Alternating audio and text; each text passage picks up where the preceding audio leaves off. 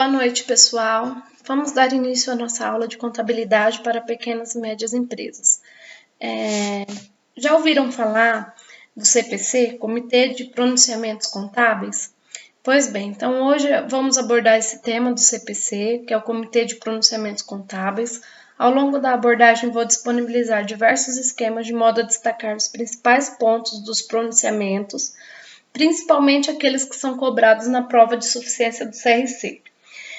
Além dos esquemas, eu vou extrair o essencial de cada CPC, ou seja, a abordagem dentro do possível será resumida, objetiva e focada naquilo que realmente importa. Então, vamos trabalhar com questões também para fixar melhor o conteúdo, e essas questões são, na maioria delas, extraídas de provas do exame de suficiência do CRC. Tá? Então, vamos começar. Então, para dar início na nossa aula, eu vou abordar alguns aspectos sobre o Comitê de Pronunciamentos Contábeis.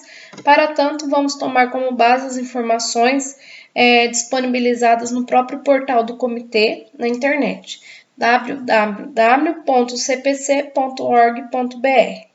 Então, agora a gente vai começar a falar sobre a origem do CPC, que é a composição do Comitê de Pronunciamentos Contábeis. Então, segundo o portal do CPC, o comitê foi idealizado a partir da união de esforços e comunhão de objetivos das seguintes entidades: a Brasca, a PMEC, B ao cubo ou B3, CFC, FIPECAF e IBRACON. E agora eu vou falar assim resumidamente de cada uma delas para vocês. Então, a Brasca, ela tem como principal missão a defesa. Então, em sua atuação conjunta das posições da companhia aberta, como a fase moderna da economia brasileira, junto aos centros de decisões e à opinião pública. Então, além disso, a Brasca está empenhada no desenvolvimento dos mecanismos do mercado de capitais e na disseminação de informações sobre os seus principais títulos, como as ações, as debêntures e o commercial papers. A APMEC, ela concentra suas atividades na certificação dos profissionais de investimentos, analistas de valores imobiliários, administradores de portfólios e entre outros. Eles desenvolvem estudos e pesquisas visando o desenvolvimento do mercado de capitais e a capacitação dos profissionais. A B3 ou B ao cubo, ela trata-se de uma companhia que administra mercados organizados de títulos, valores mobiliários e contratos derivativos. Ela fica sediada na cidade de São Paulo, né? É a Bolsa de Valores do Brasil. Então, trata-se dessa companhia que administra mercados organizados de títulos. A Bolsa ela oferece uma ampla gama de produtos e serviços, tais como negociação de ações, títulos de renda fixa, câmbio, pronto e contratos derivativos referenciados em ações. E até o ano de 2017, a B3 ela era denominada BM&F Bovespa SA. Então, após a fusão com a CETIP, SA passou a ser denominada B3. Né? B3 é as letras iniciais de Brasil, Bolsa e Balcão. A CFC, Conselho Federal de Contabilidade, trata-se de uma autarquia especial, corporativa, dotada de personalidade jurídica de direito público, tá? Suas finalidades principais são orientar, normatizar e fiscalizar o exercício da profissão contábil, por intermédio dos conselhos regionais de contabilidade. Decidir em última instância os recursos de penalidades impostos pelos conselhos regionais, além de regular acerca dos princípios contábeis, do cadastro de qualificação técnica e dos programas de educação continuada, bem como editar normas brasileiras de contabilidade de natureza técnica e profissional. A FIPECAF, ela tem por finalidade promover a pesquisa, a produção e a divulgação do conhecimento em contabilidade, atuar em finanças e a excelência e diferenciação no conteúdo através de especialização em vários segmentos da área contábil. E dar o suporte operacional e financeiro ao Departamento de Contabilidade Autuária, da FA, que é a USP. A IBRACON, ela possui a finalidade de manter a confiança da sociedade na atividade de auditoria independente e a relevância da atuação profissional e promovendo os padrões de excelência em contabilidade e auditoria independente. Então, além das entidades membros, que foram essas que a gente acabou de falar. Atualmente, as seguintes entidades atuam no comitê como entidades convidadas, que é a Bacen, que é Banco Central do Brasil, a CNI, que é a Confederação Nacional da Indústria, a CVM, Comissão de Valores Mobiliários, a FEBRABAN, que é a Federação Brasileira de Bancos, a RFB, que é a Receita Federal do Brasil, e a SUSEP, que é a Superintendência de Seguros Privados. Então, todas essas instituições, elas possuem finalidades convergentes, estando relacionadas direto ou indiretamente à ciência contábil, motivo pela qual se faz necessário um órgão para gerenciar todos os interesses envolvidos e relacionados dessas instituições.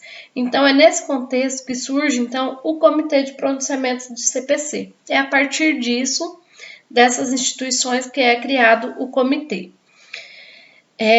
O comitê ele foi idealizado em função das necessidades de convergência internacional das normas contábeis, que é a redução de custo de elaboração de relatórios contábeis, redução de riscos e custos das análises, centralização na emissão de normas dessa natureza. Então, no Brasil, diversas entidades o fazem, a CVM, a Bacen, a SUSEP, a representação e processo democráticos na produção dessas informações, produtos da informação contábil, auditor, usuário intermediário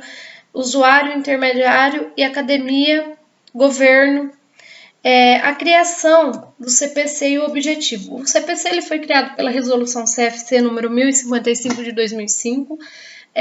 O objetivo tem por objetivo o estudo, o preparo e a emissão de pronunciamentos técnicos sobre procedimentos de contabilidade e a divulgação de informações dessa natureza, para permitir a emissão de normas pela entidade reguladora brasileira, visando a centralização e a uniformização do seu processo de produção, levando sempre em conta a convergência da contabilidade brasileira aos padrões internacionais.